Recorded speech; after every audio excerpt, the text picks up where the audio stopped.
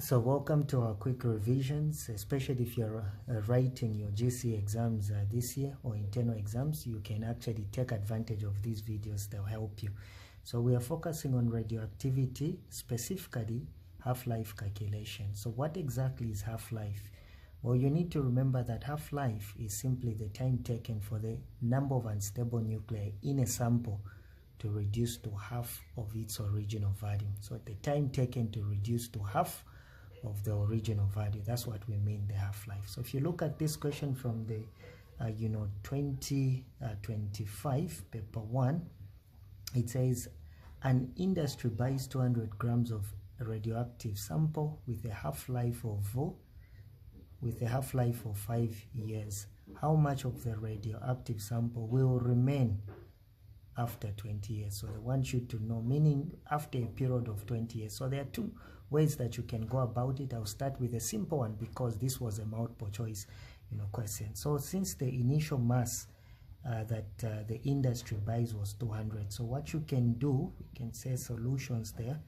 You just need to say they started with 200. Remember, half-life is the time taken to reduce to half. So after the half-life, in this case of 5 years, they have told us, it simply means that the sample will have to reduce to half of its original value. So half of 200, it is simply 100 grams. Again, after 5 years, another 5 years, it simply means it has to reduce to half of this 100, which is simply going to give you 50 grams.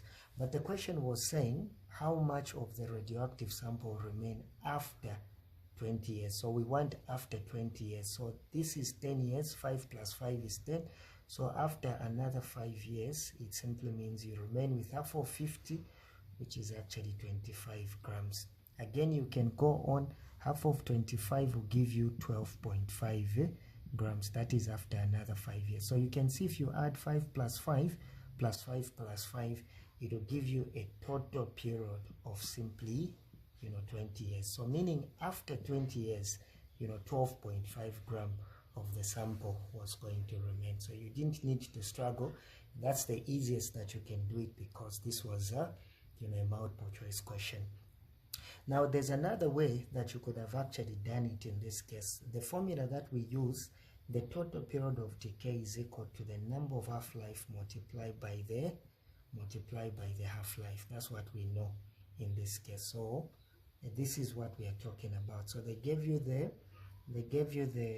total period it took, which is simply 20 years, and they also gave you the half-life of the sample represented by small t and a half, which is equal to 5 years. So we would have found the number in this case of half-lives that will pass in that 20 years. So that would have been 20 is equal to n multiplied by 5. Then you can divide 5. What you do this side, do it the other side. So n will be equal to 4.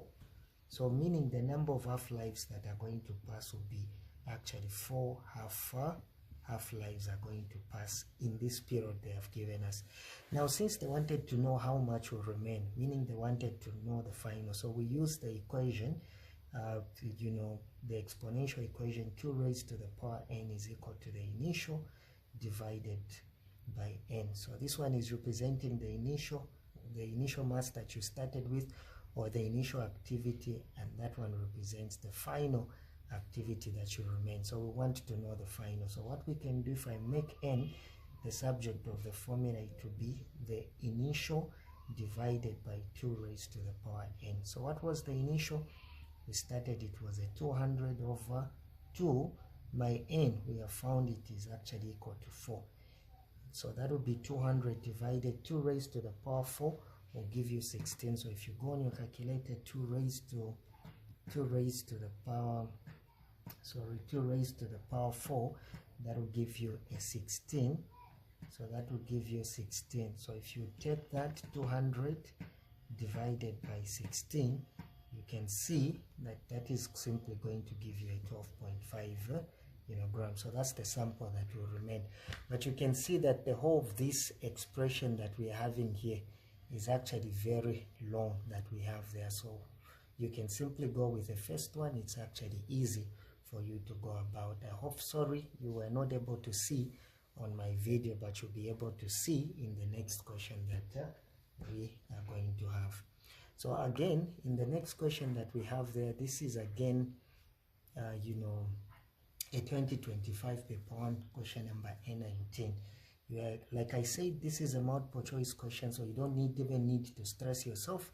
You can just, you know, calculate it like, you know, just using a layman's way of doing it. It says the half-life of an isotope Z is 7 years. So if you look at that, they have given us the half-life, which is equal to 7 days, and its initial mass. So the initial mass N0 is equal to 42 grams. That's what they started with. What mass of the isotope will remain after 21 days, meaning when 21 days passes actually. So what you need to know is basically in 21 days, how many 7 are in 21 days, and that gives you the number of half-lives. In other words, it's the total period divided by the half-life. So you can just get to 21, then you divide by the 7 days. So meaning there are 3 half-lives that need to pass. So the simplest that you can do, you take your initial mass, which is 42, and you say, oh, after 7 days, then you remain with half of 42, which is 21 grams. Again, after 7 days, in this case, what are you going to remain with? So you can again say 21 divided by 2, and that is going to give you, you know, 10.5, you know, grams.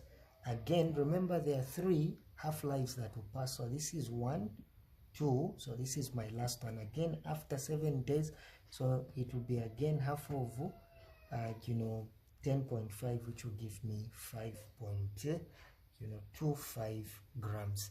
And this is what will remain. So if you add 7 plus 7 plus 7, it will give you a total period of 21 days. So after 21 days, if you started with this mass, it simply means that your mass that you are going to remain with is simply going to be 5, you know, is simply going to be 5.25 grams. That will be after 21 days. So this is what you can do in your paper 1. You don't even need to stress because that's a multiple choice. So if you wanted, yes, you would have used the formula. But in my next video, I'll show you how to apply, you know, the equation so that you can still calculate the same thing. But I advise you, if it's paper 1, don't waste your time. You can actually work out like that. Watch out as I show you how to calculate the fraction of what is going to remain.